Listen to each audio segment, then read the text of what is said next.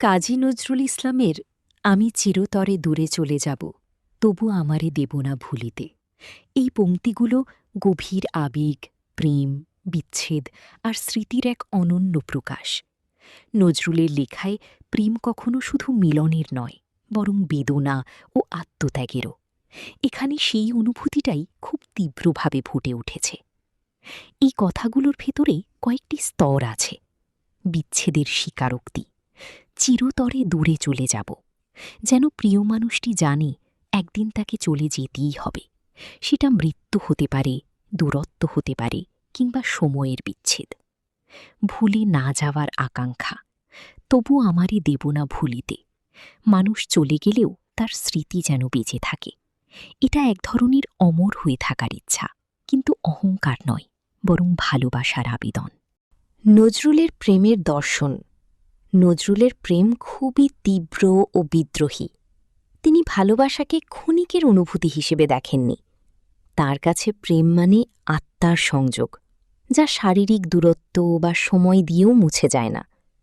এই লাইনগুলো শুনলে মনে হয় কেউ যেন তার প্রিয়জনকে শেষবারের মতো বলছে, আমি হয়তো থাকব না, কিন্তু আমার ভালোবাসা, আমার স্মৃতি তোমার ভেতরে রয়ে যাক। তাই এই পংক্তি শুধু প্রেমের নয়, মানুষের অস্তিত্ব আর স্মৃতিরও কথা বলে। নজরুল খুব সহজ শব্দে এমন এক অনুভূতি প্রকাশ করেছেন যা প্রায় সবাই জীবনের কোনো না কোনো সময়ে অনুভব করে। আমি চিরতরে দূরে চলে যাব, তবু আমারে দেব না ভুলিতে। এই পংক্তির মধ্যে এমন এক নিঃশব্দ আরতি আছে যা মানুষের হৃদয়ের খুব গভীরে গিয়ে লাগে।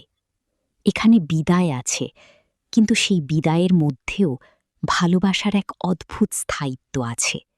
যেন কবি জানেন, মানুষ একদিন হারিয়ে যায়, সময় বদলে যায়, সম্পর্কের রং ফিকে হয়ে আসে, তবু কিছু অনুভূতি কখনো পুরোপুরি মুছে যায় না। নজরুলের এই কথাগুলো শুনলে মনে হয় তিনি কেবল একজন প্রেমিকের কথা বলছেন না, তিনি যেন সব মানুষের চিরন্তন ভয় আর আকাঙ্ক্ষার কথা বলছেন।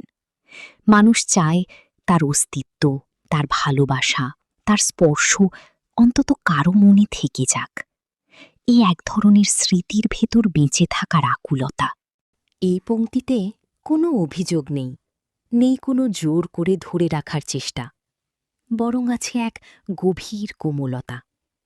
কবি যেন বলছেন, আমি তোমার জীবনে নাও থাকতে পারি, কিন্তু কোনো এক নীরব রাতে, কোনো পুরনো গানের সুরে, কিংবা হঠাৎ বৃষ্টির গন্ধে যদি আমার কথা মনে পড়ে, তাহলেই আমি হারিয়ে যাব না।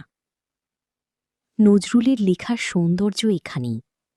তিনি খুব সহজ ভাষায় এমন অনুভূতি প্রকাশ করেন যা ব্যক্তিগত হয়েও সবার হয়ে ওঠে। তাঁর প্রেম কেবল দুজন মানুষের মধ্যে সীমাবদ্ধ নয়, তা হয়ে ওঠে স্মৃতি, বেদনা, অপেক্ষা আর আত্মার এক দীর্ঘ প্রতিধ্বনি। এই লাইনগুলো পড়লে মনে হয়, ভালোবাসার সবচেয়ে গভীর রূপ হয়তো কাছে থাকার মধ্যে নয়, বরং দূরে গিয়েও কারো হৃদয়ে বেঁচে থাকার মধ্যে।